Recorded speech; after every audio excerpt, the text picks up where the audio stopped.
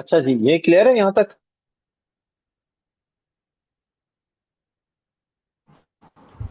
जी। ठीक है, programme development life cycle. अच्छा, इसको ना हम सॉफ्टवेयर डेवलपमेंट लाइफ साइकिल भी कहते हैं, एक बात और याद रखना। और इसका शॉर्ट फॉर्म होता है SDLC।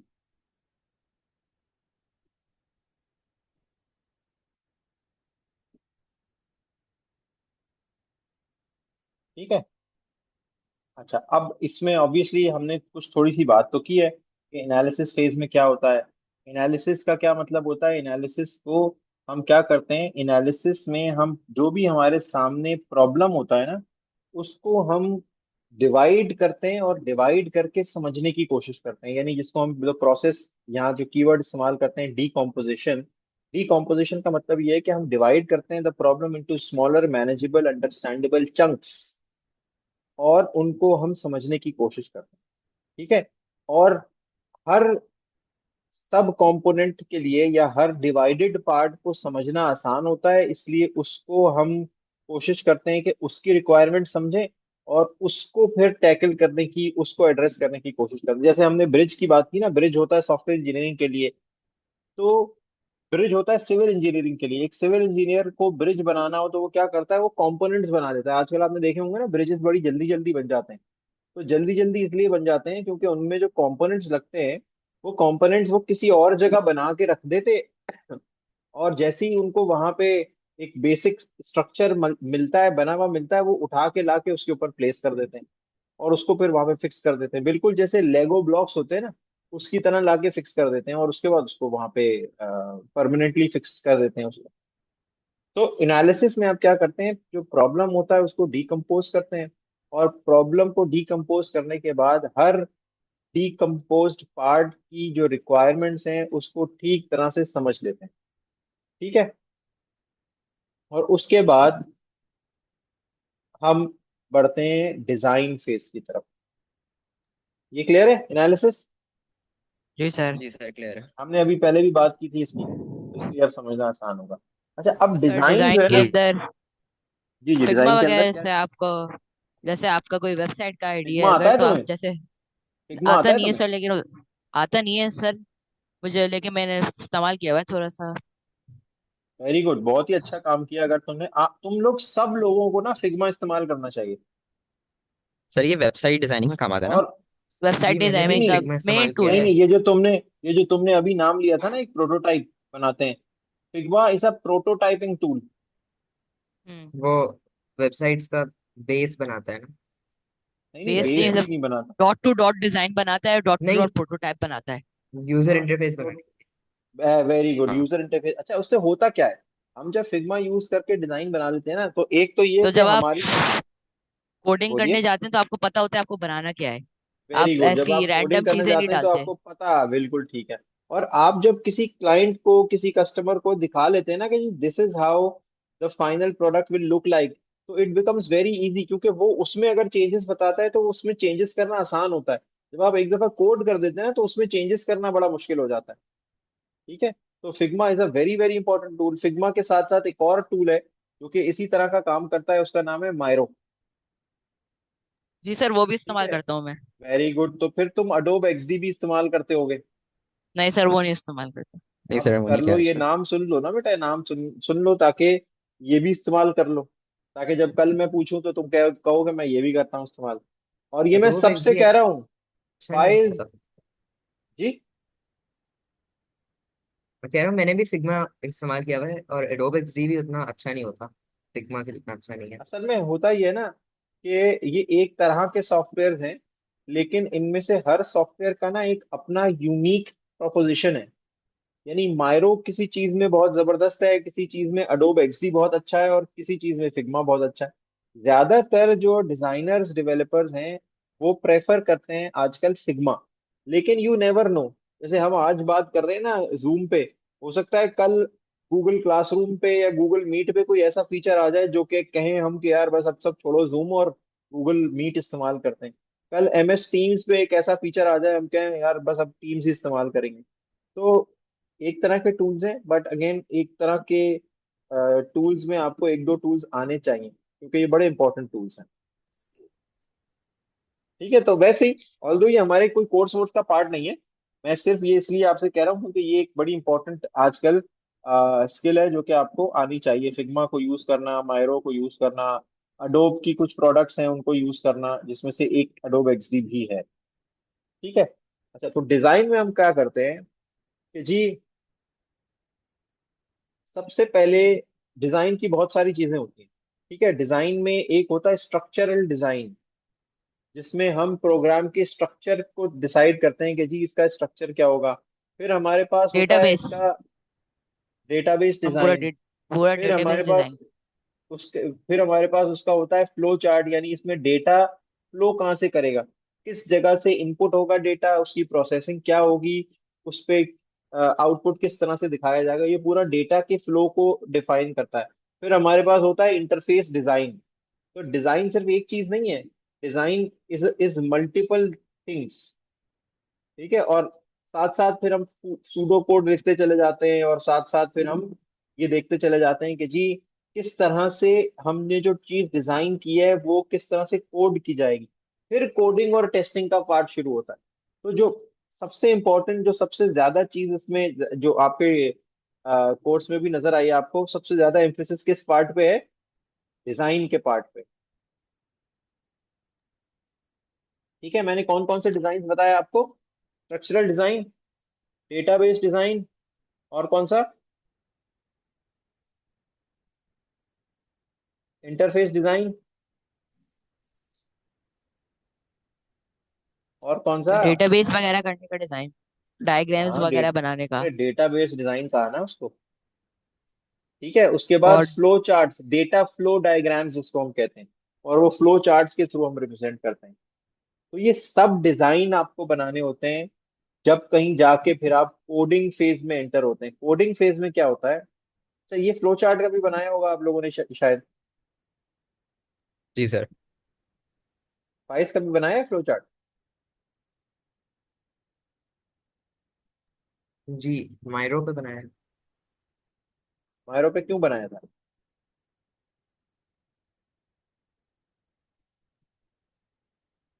अब याद नहीं आ रहा, शायद किसी बिजनेस के लिए मैंने डेटा के लिए बनाया था, शायद ट्राई किया था। चलो वेरी गुड।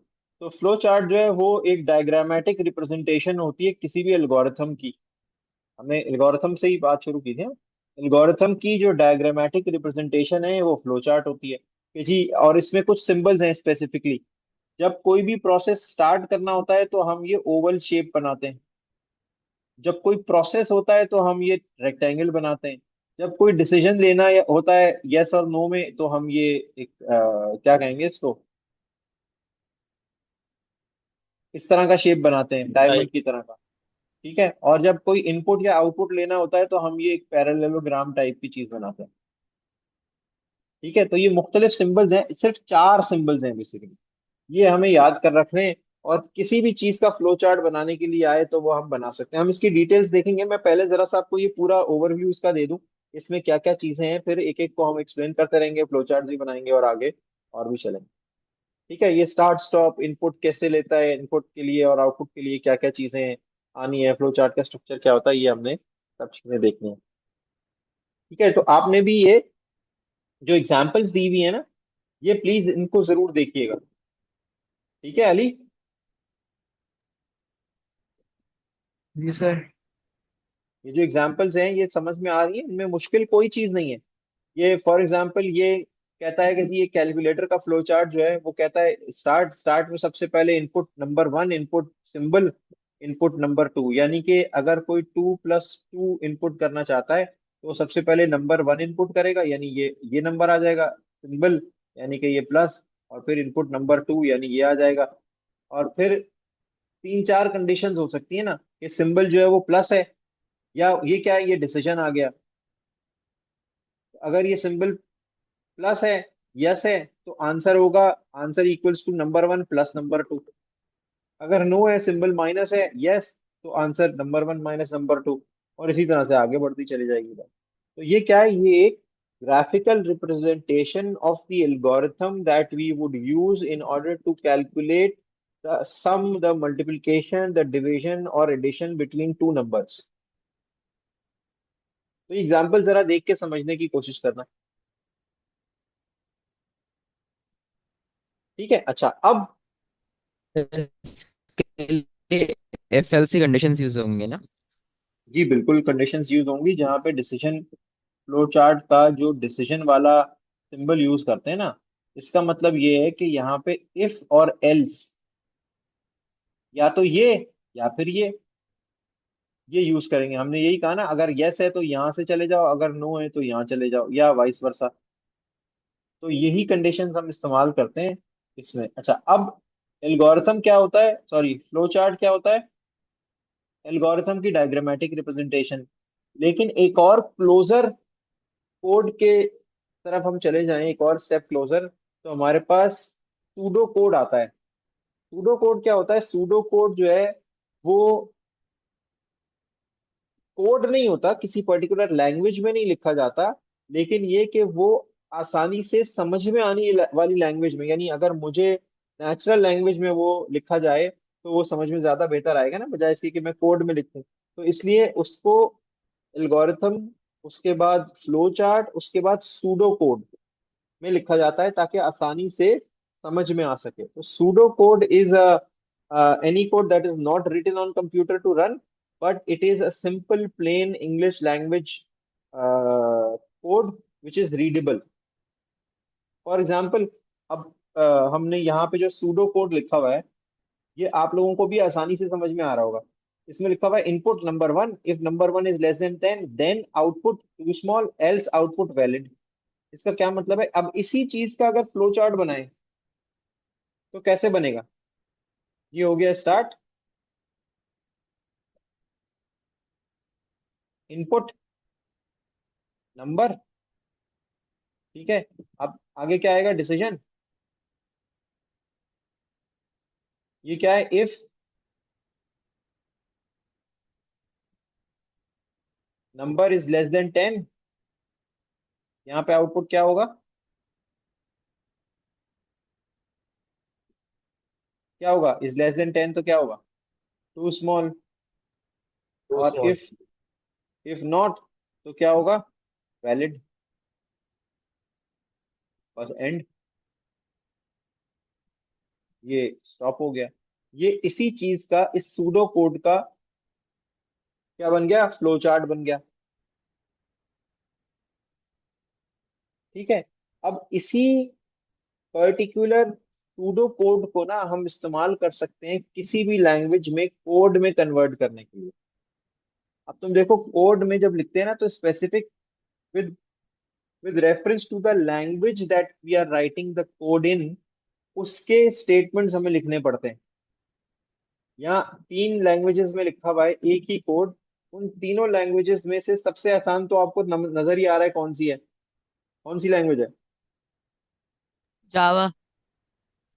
सबसे आसान? जो लैंग्वेज है वो जावा लग रही है तुम्हें, इब्राहिम? जी सर, मुझे तो लग रहा पाइथन। है सर, मैं यही पढ़ता हूँ जो मैं पढ़ता हूँ हर वक्त। सारे लेटर चलो आगे तुम, पीछे उड़ रहे होते हैं और कुछ समझ नहीं आ रहा होता है। यही पढ़ रहा होता हूँ मैं, जब भी पढ़ रहा होता हूँ तो यही सबसे तो ये आसान है। क्यों पढ़ रहे होते हो तुम? आसान आसान सबसे ज्यादा तो इसमें से जावा है, वो जावा कह रहा हूँ, पाइथन है। ठीक है, तो पाइथन क्यों आसान है? क्योंकि पाइथन जो है ना, it is very close to natural language. आपने कहा number one input, number is less than 10, print too small else print valid. बस बिल्कुल प्लेन नेचुरल लैंग्वेज में आपको जितना कम डिफरेंस सूडो कोड में और पाइथन के कोड में है ना, उतना कम डिफरेंस किसी में भी नहीं हो सकता। सी का कोड, सी यानी बहुत पुरानी लैंग्वेज है, उसके कोड में भी प्रिंट एफ लिखना पड़ता है आपको। यहाँ पे प्रिंट है। पीएचपी के कोड में भी आपको प्रिंट नहीं, इको लिखना पड़ता है। पीएचपी आती है किसी को?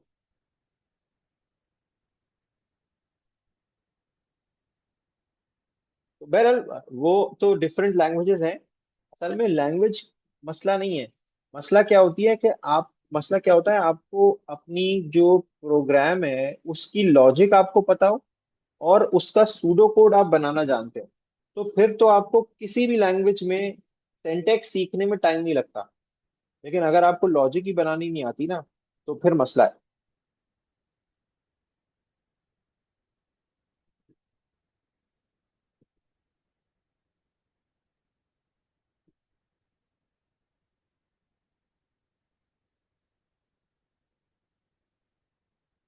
ठीक है, कुछ समझ आ रही है कि नहीं?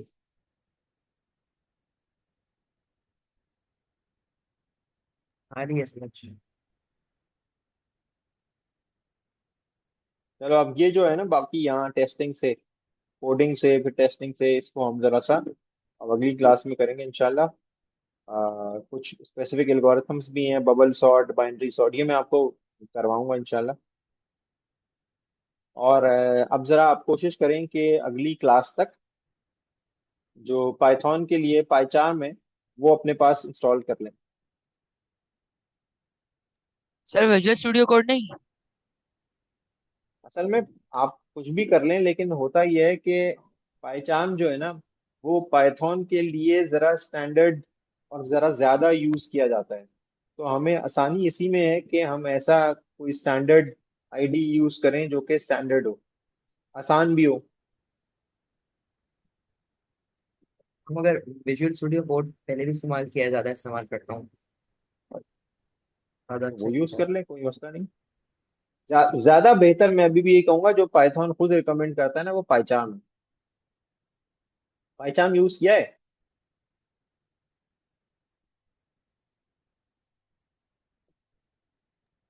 मैंने पाइथन भी यूज किया है, मगर वो बहुत स्लो चलता है मेरे पास। वो तो सिस्टम का भी मसला हो सकता है। अच्छा, एक दफा यूज करके देखना और फिर देखना, क्योंकि आईडी से ना बड़ा फर्क पड़ता है। आपके पास आसान आईडी हो, जरा विजुअल स्टूडियो थोड़ा भारी है। ठीक है, तो कोई भी इंस्टॉल कर लो, पहले तो हमें तो सिर्फ चला के देखना है ना, एक एक करके सब चला के दिखा देना क्या है कैसे चल। ठीक है। जी सर। सर ये किसी भी वेबसाइट पे अगर मैंने जहाँ तक मैं इस्तेमाल नहीं किया तो मैं सर्च करूंगा डाउनलोड आ जाएगा तो, या जी कोई जी खास बिल्कुल आ जगह जाएगा। पे? Okay sir. नहीं, कोई खास जगह का, यहाँ मैं आपको लिंक भेज देता हूँ, 1 मिनट रुक जाओ, 2 मिनट लगेंगे मुझे लिंक ढूंढने में। तो बस मुझे ये कंफ्यूजन हुई थी कि कोई खास जगह से डाउनलोड करना होता है या नहीं नहीं, खास जगह ही है। पाईचाम की अपनी वेबसाइट है jetbrains.com। jetbrains.com से कर लो पाईचाम डाउनलोड, और उससे पहले पाइथन करनी पड़ेगी आपको।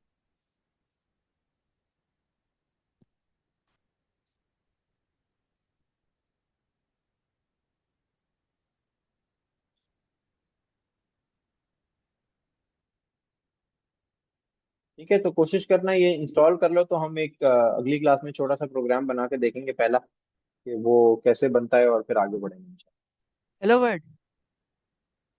तो हेलो वर्ल्ड नहीं, अब हेलो यूनिवर्स। Hello Mars.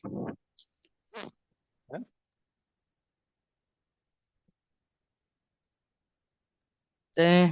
ठीक है सर। कहाँ जा रहे हो? पानी पीने। क्यों, क्या करोगे इतना पानी पी?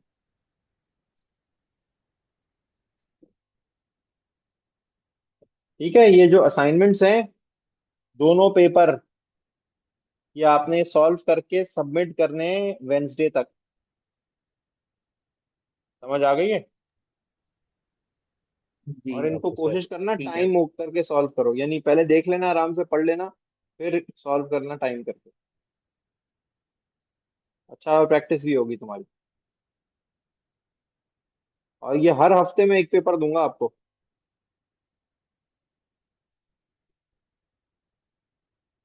कितने? हर हफ्ते? एक पेपर से सही। हर हफ्ते एक पेपर। ये कहाँ गया? शाहनवाज कहाँ गया? अच्छा, और ये भी मैं बता दूं जरा, ये लेक्चर जो है ना, वो मैं अपलोड कर रहा हूँ, लेकिन शायद वो यूट्यूब पे विजिबल नहीं हो रहे। मेरे पास अपलोड शो कर रहे होते हैं, लेकिन वो विजिबल नहीं हो रहे, तो इसलिए मैं उनके लिंक्स शेयर नहीं कर पा रहा हूँ। ठीक है, तो सर वो आपने जैसे ही, प्राइवेट किया हुआ होगा। मैं वही चेक कर रहा हूँ, मैंने चेक तो कर लिया, ऐसा नहीं है कि प्राइवेट हो वो, लेकिन वो शो नहीं हो रहा है। वो जैसे ही हो जाता है ना, ये प्रॉब्लम भी पहले भी हो गया था एक दफा, वो फिर खुद ही रिजॉल्व हो गया। तो मैं लगा हुआ हूँ इसमें रिजॉल्व करने में, कि ये जैसे ही हो जाएगा तो मैं लिंक्स आपके अपडेट कर दूंगा।